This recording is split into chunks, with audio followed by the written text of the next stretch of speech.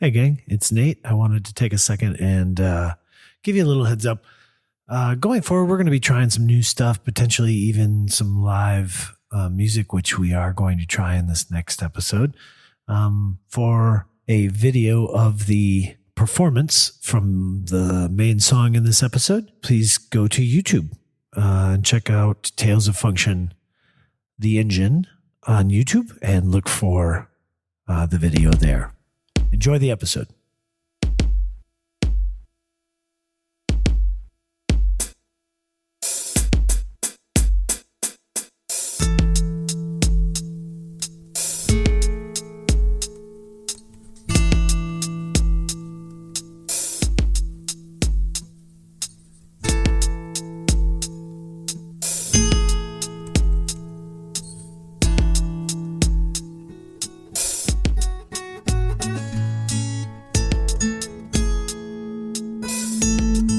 Last season on Tales of Function, the Engine.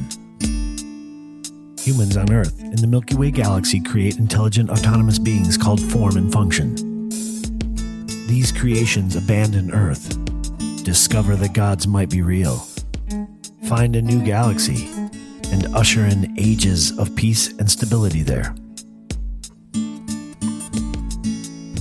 Form and Function also became aware of something called the Engine and its master, Shiva. The engine has started, and they know it to be the greatest calamity they will ever face. As the season came to a close, our heroes scattered and fled after breaking their friends out of prison and discovering that the being they have come to know as their father, Form, had vanished. Tonight, on the Season 2 premiere, we begin with our history of the gods, who will all become incredibly important to our heroes, the function of Mycelia Galaxy. And we will rejoin them later this season. We begin almost at the actual beginning, with someone who's already entered our story. We start Season 2 with a goddess named Hera. Hello, everybody. I'm Nate, and with me is Carissa. Hello. I'm Carissa. Hello. How you have officially made your appearance last season. Did you enjoy the games you played in? I did. I was just like a kid in the candy shop. Yeah. Filled with wonder. Grabbing imagination and stringing improv left and right. Exactly. Trying to be funny, hoping it works. Well, speaking of hoping it works, tonight we're going to... So Carissa's going to co-narrate the story going forward. So without further ado, we present Season 2 of Tales of Function, the Engine.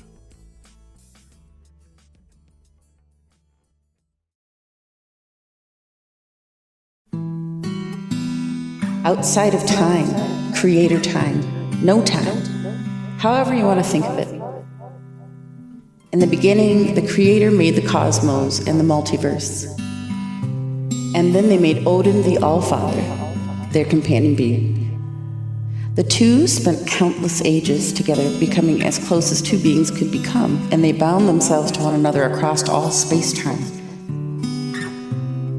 The creator was content to simply exist through eternity with only Odin. They wished to simply be. But their companion Odin only wished to do, to act, not to simply be. So while the stars were forming and the universes were first drawing breath, and when the All-Father and the Creator were alone in the multiverse, the Creator made it so that a great sacred tree took root in the cosmos. The Creator named it Yggdrasil and gave it their deepest attention. One day, as the two walked near Yggdrasil, Odin gazed upon the great silver tree and asked, "What's this for?" The Creator smiled and said, "For you, my dear boy." In a flurry of unspent energy, Odin began to climb the great tree, and as he climbed higher and higher, he looked out over the multiverse and saw something new beginning to form.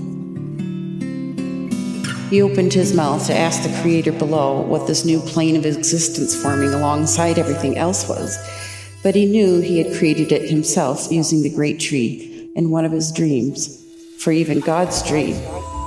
And so he closed his mouth again, only saying softly to himself, Sovngarde. Far below him, standing patiently, the smile grew on the corner of the Creator's mouth. Eons later, or moments, however you want to think about it, curious about how Yggdrasil drew power, the All-Father lashed himself to the great silver tree, and he took the wisdom from Yggdrasil into himself. Then he knew. He understood Yggdrasil's true nature. He knew that what the Creator had made was a terrible machine, a machine of renewal and rebirth through destruction. Awakened and aware, the All-Father made a torturous deal with the Creator, a deal that requires sacrifice and precision and worthiness and infinite repetition. "Stay your hand before destroying all we have made," Odin said as he began to plan and plot and strategize. "Let me create against the engine.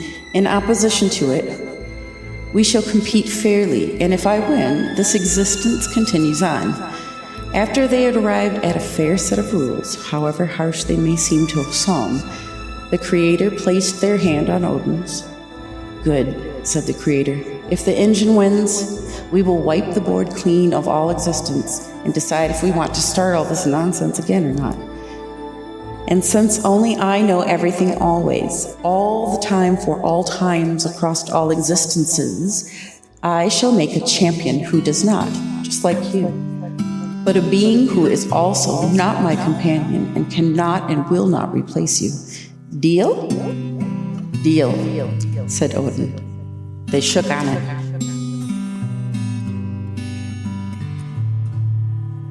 When finally Odin thought he knew what to do, he began. Using Yggdrasil, the engine itself, the All-Father made life. He made everything that lives and dies in the cosmos, and in that cacophony of creation, alongside other creatures, he fashioned all planets and insects and humans and loxodons and elves and quadrillions of other sentient capable species, and sowed that crop across the entirety of the multiverse. His plan was to turn that creation into the very weapon he would use to defeat Yggdrasil and shut down the engine. But he was going to need some small g gods first. The Creator smiled slightly again, very pleased indeed that their companion was finding so much to do, while they had just one last being to create. The Creator thought, "She shall only be as powerful as the one Odin calls Hera, and she shall be blue. Just because I really like the color blue."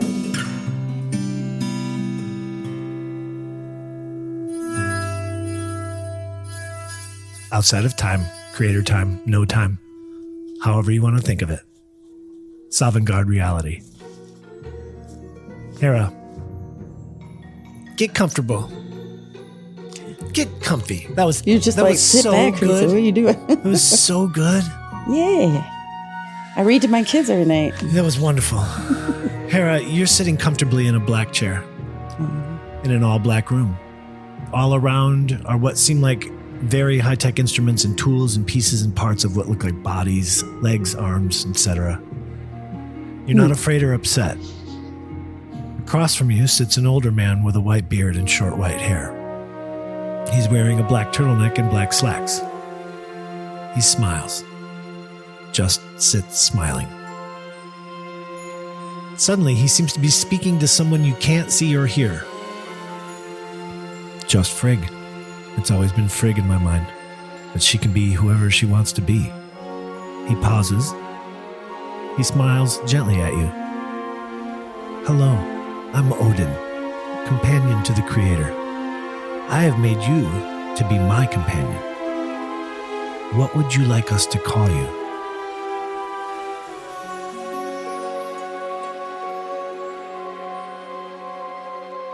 Hera.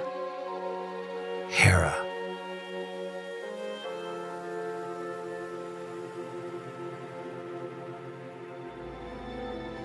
I feel like you're completely clothed.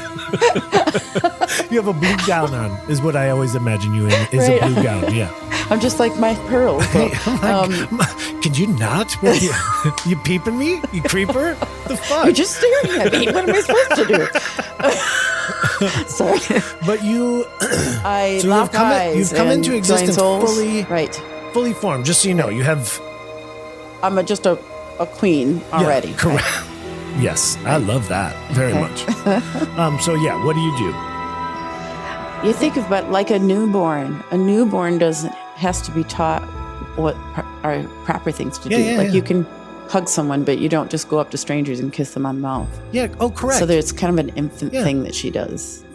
Right. Yeah, exactly. I love that. I love that very much. He laughs though, and he says, "I know things are confusing right now, but someone wants to meet you. Is that okay?" Yeah, that's great. Awesome. I want you to imagine a place that you'd like to go. Ooh. And tell me all about it. Well, it is vibrant green, rolling hills. And there's a beautiful, perfectly blue sky and tall, fluffy trees that are vibrant, different colors. And there's lots of different vegetation and that kind of thing, but there's also a specific flower that you see everywhere. Oh, awesome. And what's cool about it is that in the morning, it starts off really small. And as the day goes on, you know how flowers open up? Yeah. Well, it opens up, but it also gets bigger. And so by the evening, it's just like, if you pull the leaves back, there's a big bubble of water, basically. Unbelievable. And as you stroll through this scene with Odin, he reaches into one of these flowers and pulls off the pearl of water. Right. That's how you get it out of the flower. Of Hera. Yeah. And he twists the water and gives half of it back to the flower and shares it with you. And as you stroll, without speaking, you taking all of this scene in, and over one of the hills you see almost like a sunset, but it's not red. It's just a very, very bright light. And as you move closer to it, it becomes brighter and brighter and brighter until it completely kind of engulfs you. Could I have you make a perception check? And so if you look to the TV, yeah, I'm going to roll for you. Okay. So you got a 10, which isn't very good. The light's so bright, you're having a hard time sensing anything else. So you are going to use, why don't you try to persuade Odin to fix it for you? Okay, I'm asking for... Yeah. So roll persuasion, 23. Odin's going to say, yeah, hang on, let me do this. And he puts his hand out and everything just kind of darkens enough so that you can be in it. Okay. But soon, beyond his control, it grows again until it warms you completely and you step bravely into the light and love of the Creator, who speaks to you in a voice coming from nowhere and everywhere. Mother, nurturer, most powerful of Odin's creations. They will all need you. He will need you. Plus, gives all you doers something to do. And as you blink, in the next moment, you're standing with Odin in a completely white void. He smiles. They approve. Gesturing out to the white, stark nothingness, he says, "But this is your space. Here in Sovngarde, you have your own space." And he gestures around you to nothing. It's kind of funny. And then he says, I want you to be able to be alone, but mostly get the hang of creating. Can't make any mistakes in here. Gotcha. Nothing. Can't do I get a wrong. blank slate. Yeah, just world. go bonkers. Yeah, exactly. And the two of you stroll through nothing, into nothing, away from nothing. He stops and squeezes your hand. Listen. You begin to feel an odd sensation. Can you feel the resonance of the multiverse, Hera? Can you feel the pulsations and fluctuations in time? I made you capable of creating through those rhythms and tones and the strings of the multiverse. Try to mimic one of the tones you hear.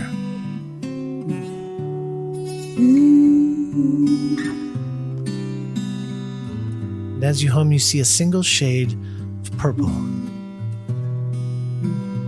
It emerges from the nothingness below you. You did that.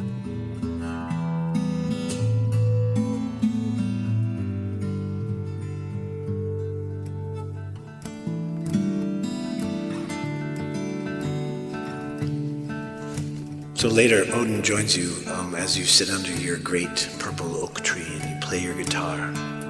And he talks to you about all the stuff that's heading your way, all the wars, all the conflicts with Shiva, all of the sacrifices that are going to be required. And as he starts to kind of get amped up and in his own head, you just touch his knee for a second, and then you begin to play him this song.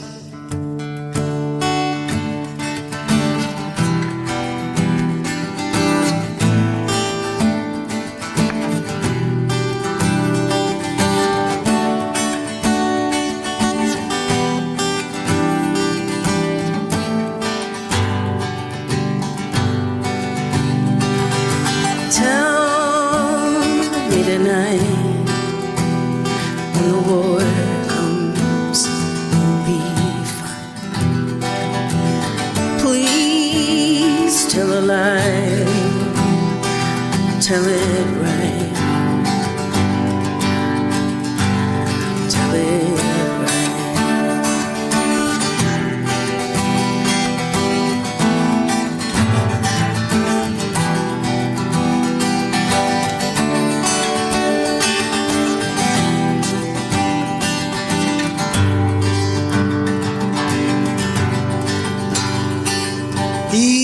East to the forest, there'll be a shelter for us. Please hold my hand and don't let go. Don't let go. Don't let go. Don't let go. Don't let go.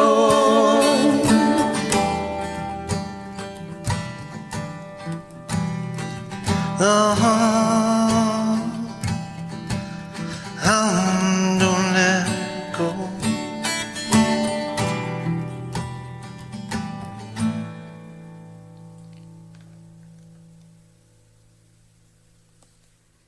Told you I'm getting Nice, good. friend. Back to the chair. Very good.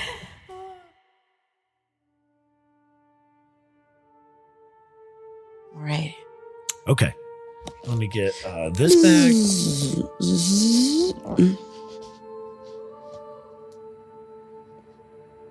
Earth year 0. Milky Way galaxy. The Altarf system. Planet Typhon. The engine started 4,000 years ago. This cycle has almost come to an end, but is yet to be decided. On Earth, Shiva's forces have gathered and now face Loki's army of Jackalite warriors on the Giza Plateau in the Sol system. It's the exact same location as the final battle of the previous cycle, which is strange considering all the places in the universe that the final battle could have occurred. But Loki, your secret favorite of all the heroes, does have a dramatic flair, without question.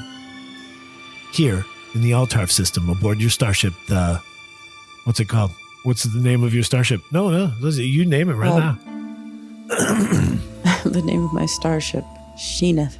Sheeneth? Yeah. Nice. Like Zenith and She-Ra kind of combined. Yeah. Sheeneth. I like it. The plan is much simpler here.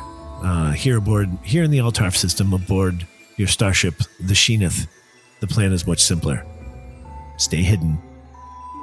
watch the engine to ensure it's reset. You never really destroy the engine, you just kind of reset it. You'll deal with it again in 4,000 years precisely from the moment you reset it. You begin to craft a song in your head when things shift, and you sense trouble moments before your craft's sensors begin to sound. You look to the sensor screen to see what the problem is, and you gasp in horror as an antimatter net begins to sweep the area near your ship. Okay. Correct. So, right now, these are your skills right here in this panel right here. So right now, you have microseconds to react. You gasp in horror as an antimatter net is sweeping you. I need you to make a dexterity saving throw, which is these up here. Okay. Dexterity saving. A 27. Pretty damn successful. I dodged that net. The net. Correct. You also need to now complete a Arcana save so that you can adjust your sensors and your shields to this net, this antimatter net. Okay. And so Arcana is what we do for anything tech related. Okay. So anything dealing with tech, we roll Arcana. In D&D, that's a nat 20. So that's 36 is what you get. You completely recloak your signature to the net. So it's lost track of me. It's lost track of you. And now that you're kind of spinning from it, and kind of not in its grasp anymore, you see the engine blink away. Just disappears from view. Okay. And Loki's voice comes on. They got Balder, but we did it. Shiva defeated. Repeat, Shiva defeated. Hera, the engine? Reset. Earth year, 3667. The longest year. The Milky Way galaxy.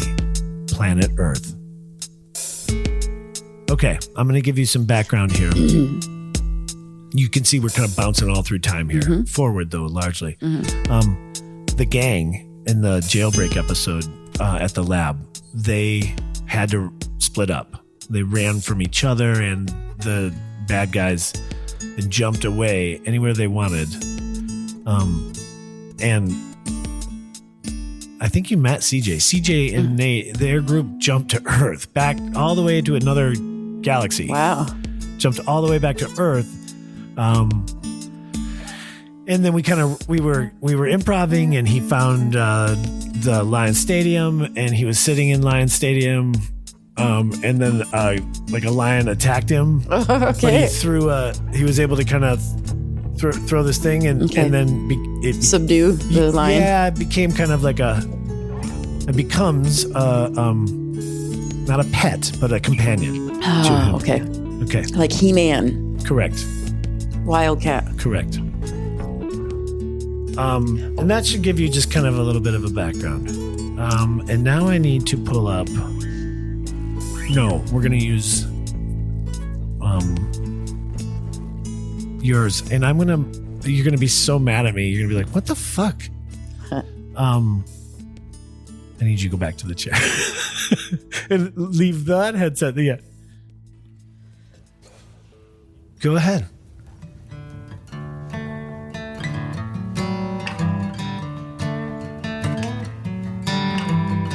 Earth year, 3667. The longest year. The Milky Way galaxy. Planet Earth.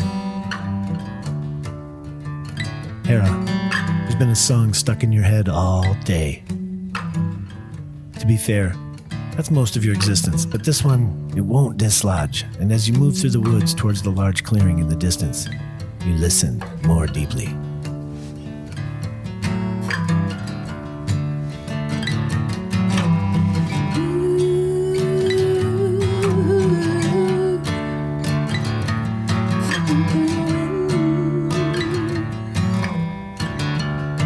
Shifts of the song and the beauty that is your voice.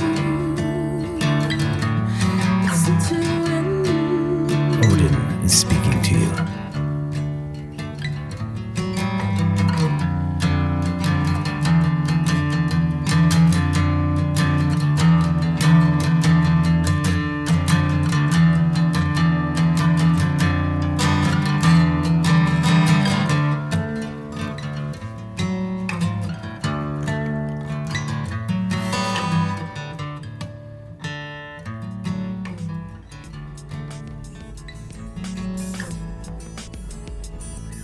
And as your song comes to an end, you look down to see that your feet have become soft, fur-covered pads, and your legs all covered in the same silver fur. You race to a puddle that is formed at the edge of the forest floor, right where the forest meets the meadow. You look at your reflection, and you laugh out loud to see a mountain lion staring back at you from the rippled surface of the water. You raise your head and look out past the few last trees and into the open meadow where a gigantic android in a red armor sits clawing at the dirt. You roll your eyes and you look up.